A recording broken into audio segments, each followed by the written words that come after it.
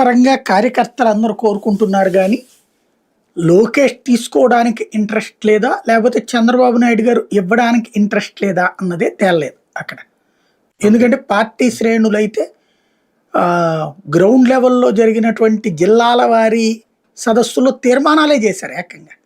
కొన్ని చోట్ల అధ్యక్ష బాధ్యతలే తీసుకోమని చెప్పారు, తీర్మానాలు చేసి పంపించారు. అట్లాగే మహానాడు వేదిక దగ్గర గౌతు అమ్మాయి ఉంది కదా, శిరీష గాని, తర్వాత పల్లా శ్రీనివాసరావు అదే మాట మాట్లాడారు, పలువురు మాట్లాడారు. కానీ ఇవ్వలేదు అంటే రెండు కోణాలు ఉంటది. ఒకటి, చంద్రబాబు గారు తాను జీవించున్నంత వరకు తనే అధ్యక్షుడిగా ఉండాలని డిసైడ్ చేసుకుని ఉండొచ్చు. ఇప్పుడు లైక్ ఎన్టీ రామారావు గారు చంద్రబాబు గారు దించేదాకా ఆయనే ఉన్నారు అధ్యక్షుడు, ఇంకెవరు లేరు కదా, ఎవరికి ఇవ్వలేదు కదా. అట్లాగే తనకి సంబంధించినంత వరకు తనే అధ్యక్షుడిగా ఉండటం మంచిదని భావిస్తుండొచ్చు.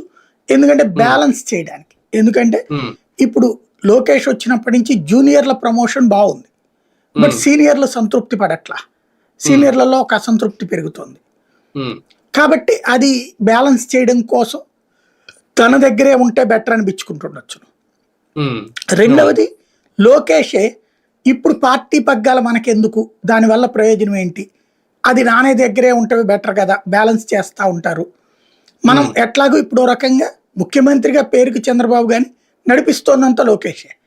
ఏ శాఖ ఫైల్ అయినా త్రూ లోకేష్ ద్వారా వెళ్లాల్సి వస్తుంది, ఏ కార్యక్రమం అయినా సరే త్రూ లోకేష్ ద్వారానే వెళ్లాల్సి వస్తుంది.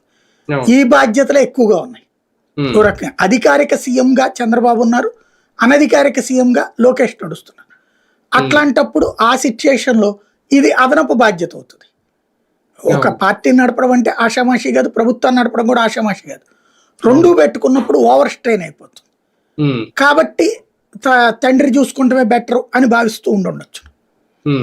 మూడవ కోణం కూడా ఇంకొక ఆలోచన ఏంటంటే, ఇప్పుడు ఈ బాధ్యతలు తీసుకుంటే ఇక ముఖ్యమంత్రి పదవికి చంద్రబాబు నాయుడు 5 ఏళ్ళు వదలకుండా ఉండొచ్చు. ఇప్పుడు అధ్యక్షుడిగా ఆయన్నే ఎంచుకుంటే, ఈలోపు పవన్ కళ్యాణ్ బీజేపీని ఒప్పించుకుంటే ఈయన ముఖ్యమంత్రి అవ్వచ్చు ఏకంగా. ఈ మూడిట్లో ఏదైనా అయి ఉండొచ్చు. మొత్తానికైతే ఊరించి పక్కన పెట్టారా, అలాంటిది ఏం లేదంటారు. అంటే కార్యకర్తల అభిష్టం అది. లోకేష్ నాయకత్వాన్ని కార్యకర్తలు స్వాగతించుతున్నారు. అంటే ఆల్రెడీ తెలుగుదేశం వారసత్వం నందమూరి కాదు నారా చేతికి వచ్చేసింది అన్నది ఇక్కడ ప్రూవ్ చేశారు ఈ మీటింగ్ ద్వారా. నందమూరి వారికి ఎవరికి లేదు కదా ఇందులో, నారా వారికి వారసత్వం వచ్చింది. అలాగే నారా వారి అబ్బాయే ఇప్పుడు అధ్యక్షుడు కాబోతున్నాడు, ముఖ్యమంత్రి అయినా ఆయనే. అది తీసుకోబోతున్నారు. పాయింట్ అక్కడికి వస్తుంది అనమాట.